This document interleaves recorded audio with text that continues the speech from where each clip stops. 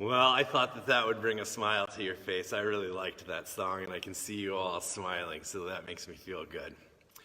Hey, last week I showed you this thing from the United Church of Christ. It was 10 invitations for our time, and then we broke up into smaller groups to talk about it. And when we came back, I said, what did your conversation sound like? What stood out to you?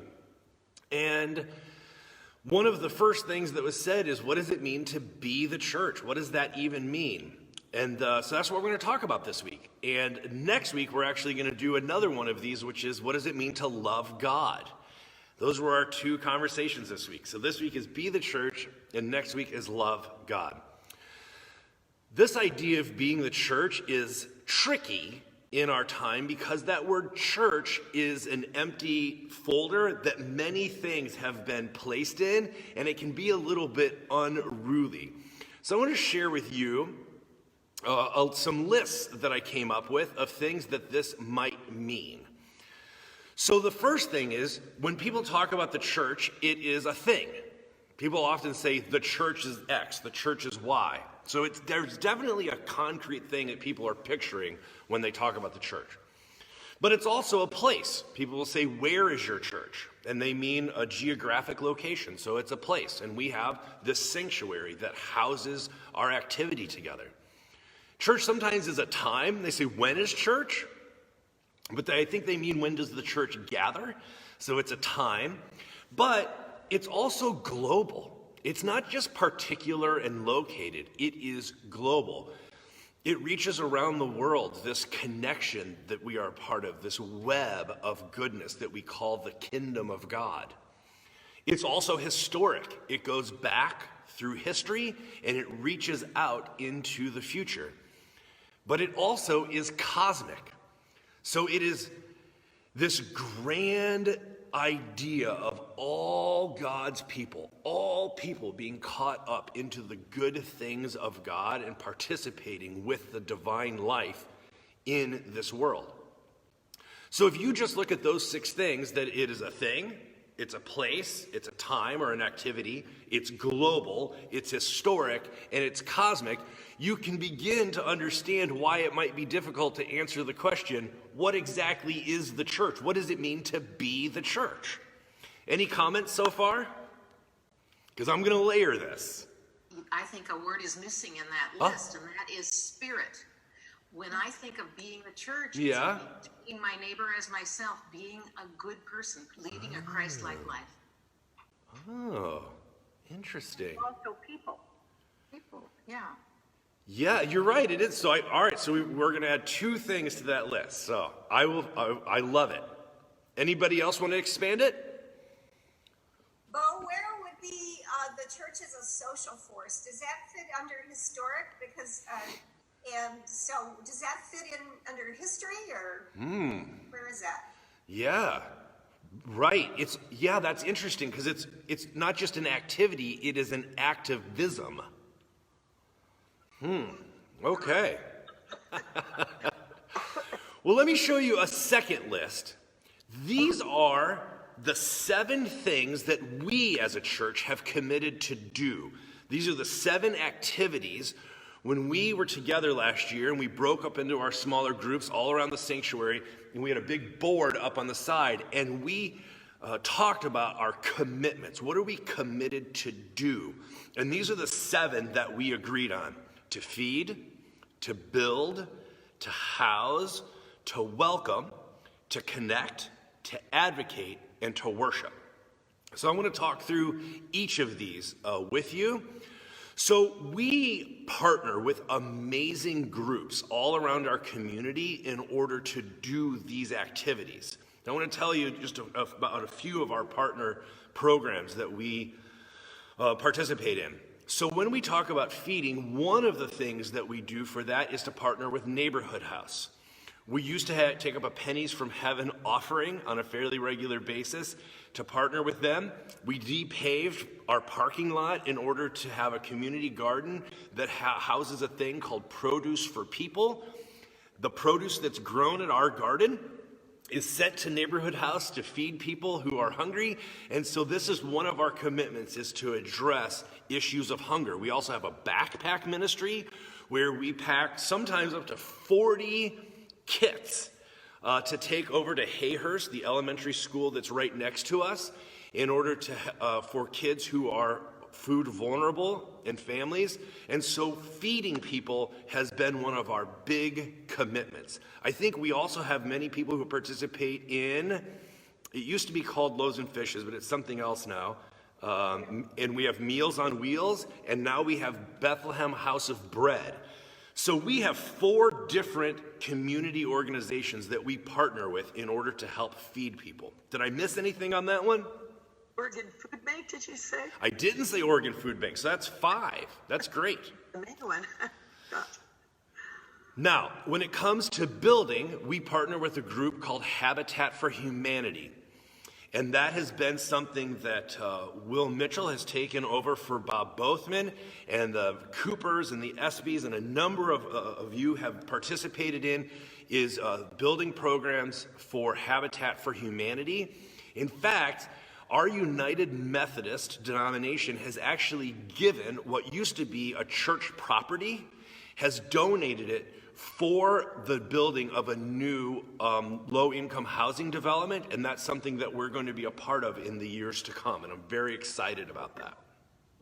Okay, so when it comes to housing, we had just entered into an agreement with a group called For Family Promise, that we have not been able to do anything with yet. But when quarantine is over, we are hoping to actually use part of our facility here on our campus to house families in transition. And so that's part of our commitment that we have there. And so we are still in touch with them and trying to be as supportive of housing people in transition as we can.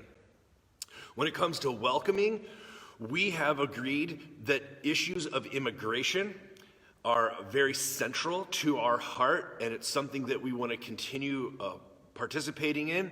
We're part of an amazing network in the United Methodist Circles and also in our region for Beaverton to partner with groups that are addressing issues for immigration, and we want to be a welcoming community. That's part of our legacy going back to the 70s. We want to connect, and this is part of our outreach team, is to connect with our neighbors in ways that they value, not just to invite them to come and participate in what we value. And I want to say that again. Part of connecting with our neighbors is participating in what they value, not just asking them to come and participate in what we value.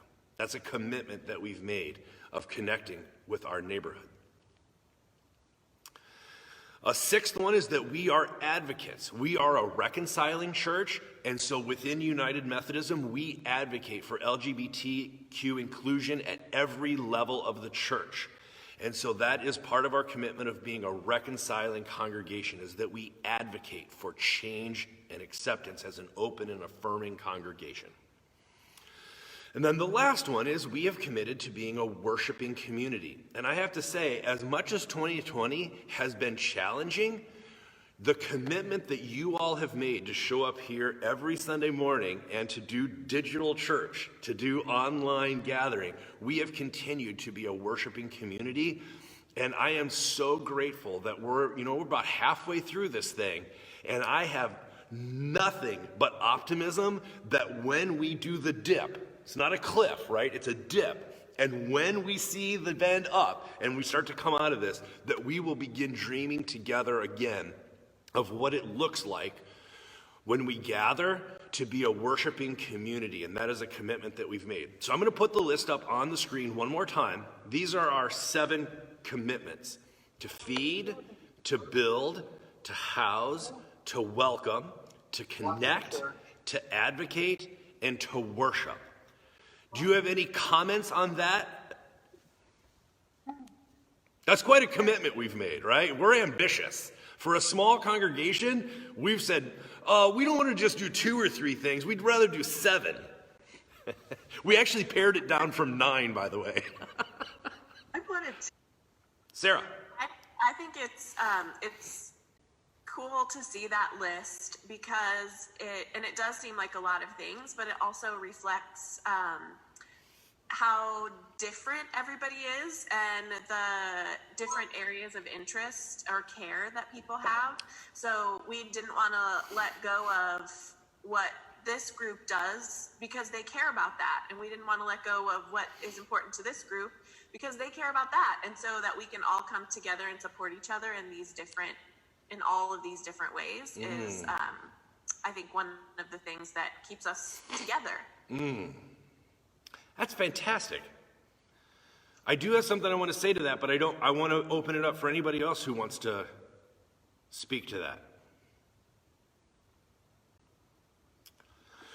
Well, I hadn't planned on saying this, but instead of the thing I had planned on saying, I think this is more relevant. So let me just say this. I want to remind everybody of something. When I first came here, we had gotten below the number 30 in weekly attendance that our denomination considers viable. And so we were put on an endangered species list.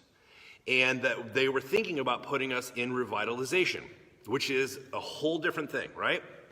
Well, when I came in, I asked SPRC at the time, I said, here's my proposal. Step number 1, we put more energy into the things that make our hearts come alive. That was step number 1. And SPRC said, we're so happy to hear you say this. We get to keep doing the things that we love? And I said, yes, that's step number 1. I think I had him at that point. Then I lost him because step number 2 is we stop doing everything else. If we only have 1 or 2 people and it doesn't have a future, we're not going to keep it alive just so that we don't hurt anyone's feelings. We're only going to do something if it is nourishing to the whole community, right? We're not going to do special favors just for 1 or 2 people because it's their pet project. And that was a little tougher conversation. Step number 3 in my 3-point plan that I proposed to SPRC at the time was that we change the way we gather together in order to bring in new people and invite them to participate in the things that we love so much. And we've done that. So I just want to remind you that 3 years ago, that's the proposal I made to our staff parish relations committee. Number 1, put more energy into the things that we love, make our heart come alive. Number 2, we stop doing everything else. Number 3, we change the way we meet together so that new people can come and participate. That's the proposal. So for me, in this time, in this place that we are gathered together, that's part of my answer of what it means to be the church. I want to talk more about this, but I want to play you a song that I think sends a really good message. Then John's going to give us the benediction, and then we're going to keep talking together. So